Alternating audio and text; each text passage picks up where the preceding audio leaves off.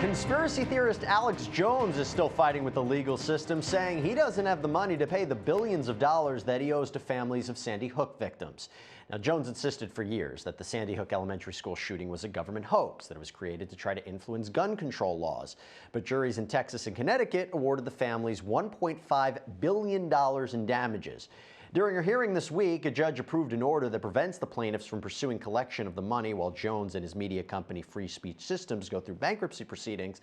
But on his online show Infowars, Jones insists he's nearly broke.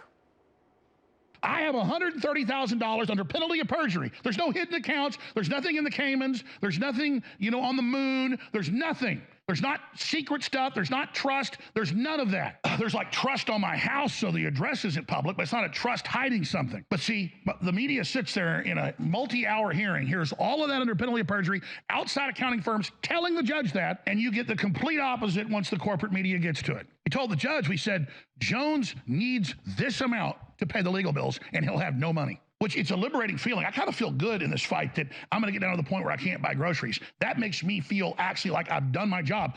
I'm actually liking this in a way. I'm going to see whether the audience supports. I'm going to see whether God wants this to come through. And if you don't want to support, we need about $300,000 extra in a month to make it through the appeals and the bankruptcy and all the stuff that's going on, that we've done the math, deep accounting. If we get about an extra $300,000 a month in orders in, we will be able to break even and keep the crew employed to do this. If not, you'll see very quickly that I wasn't blowing smoke up your rear end. Because unlike Fauci, I don't tell lies. You got that? That's my secret. My brain becomes more powerful every day because I've trained myself not to lie to myself, not to lie to my audience, and not to lie in front of God. The Christmas lights were a nice touch, I'm not going to lie. Terry, can you break this down? Are these families ever going to get their money? I know eventually they will, but it could take years. The judge said the lawsuits could proceed, but the collection process is on hold. This means any appeals or pending lawsuits, they're going to go forward. But the reason the judge halted the collection process was to protect the remaining assets. Arguably, Jones may have other creditors who could take priority even over these families. So Jones filed under Chapter 11 because it allows his company to stay in business while he's restructuring. He's now required, though, to disclose his assets, his liabilities, along with a complete schedule of his income and expenditures. Other major corporations like Chrysler and Kmart, they also filed under Chapter 11, and they're trying to decrease their liabilities. It may seem unfair, but they're trying to salvage the company.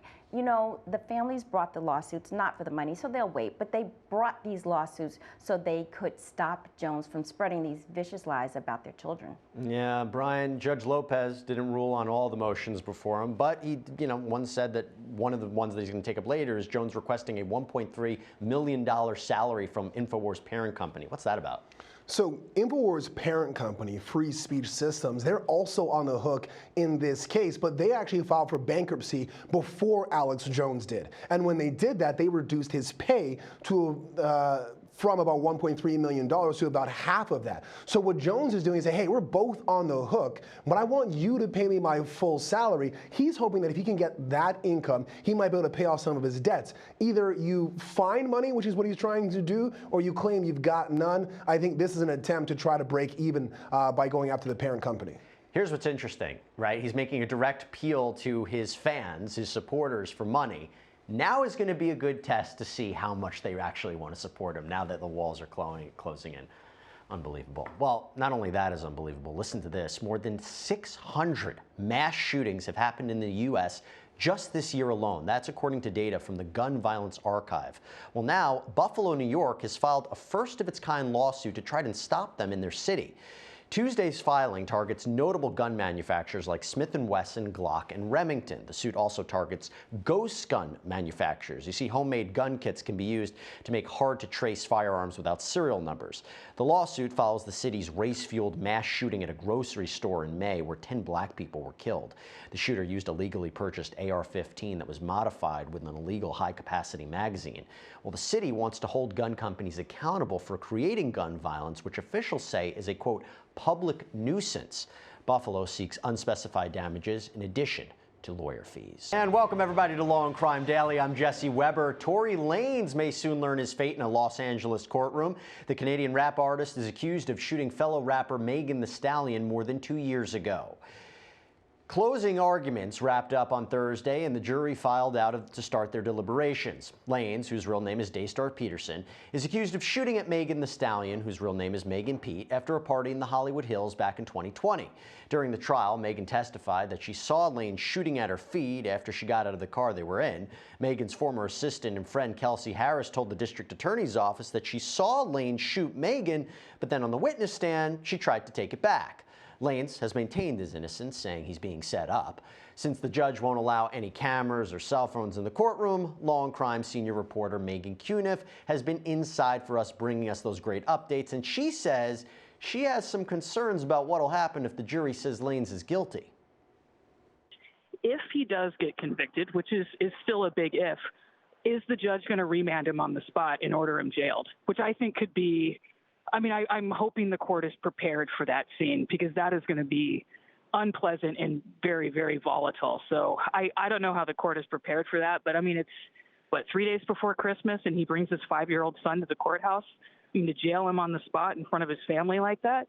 But I think when Megan testified last week, she made a good point when she said that if she had just come forward and said immediately that Tory had shot her and not said that she'd stepped on glass, Tory would be in jail right now. And I think anyone who is experienced in criminal defense law couldn't argue with that. So I think the judge is going to be under huge pressure to remand him. The prosecutors are going to ask for it. So just given the way the judge has handled the trial and kind of the way he shrugged off some big issues, it'll be interesting to see how he handles that.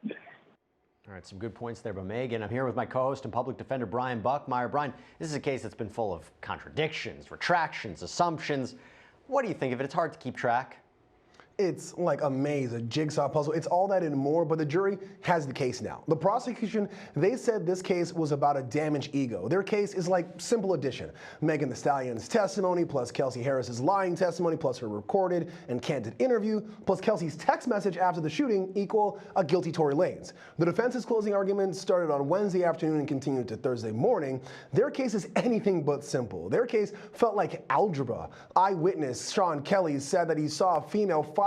You multiply that with different stories from Kelsey. You add in Megan's initial statements about the glass. You subtract her testimony. You divide a missing security guard. It gets crazier and crazier the more that you go down this rabbit hole. The prosecution got the last word in closing arguments. If the jury feels that they've organized this mess, it's a conviction. If there's some doubts and they're reasonable, Tory Lanez can walk. Yeah, let me bring in co-host and former trial attorney Terry Austin into the conversation. This case is going to be over soon.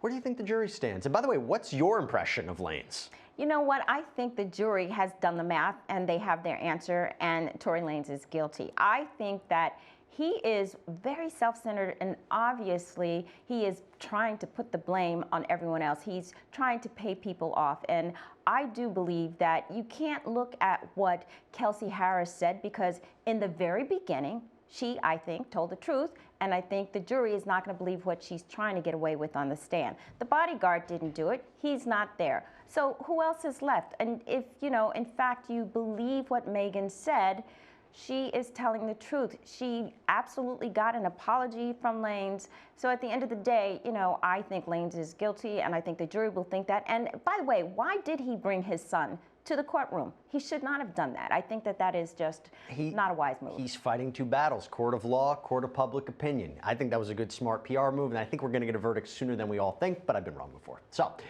another story that's making headlines on Thursday: a cryptocurrency founder extradited back to the United States this week from the Bahamas is out on bond, and prosecutors are calling it the biggest pretrial bond ever. Get this, $250 million. I'm talking about Sam Bankman-Fried, who's accused of money laundering, defrauding investors, and making illegal political campaign contributions as the head of FTX. The 30-year-old crypto exchange skyrocketed to a valuation of $32 billion, getting publicity at this year's Super Bowl and endorsements from high-profile celebrities. Last month, though, FTX filed for bankruptcy, and at least $8 billion customer dollars vanished.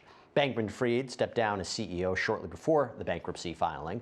According to an attorney for the Southern District of New York, two of the founder's co-workers have already pleaded guilty to fraud charges, and they're now cooperating with the investigation. As for Bankman-Fried, he's expected in court on Thursday for his arraignment.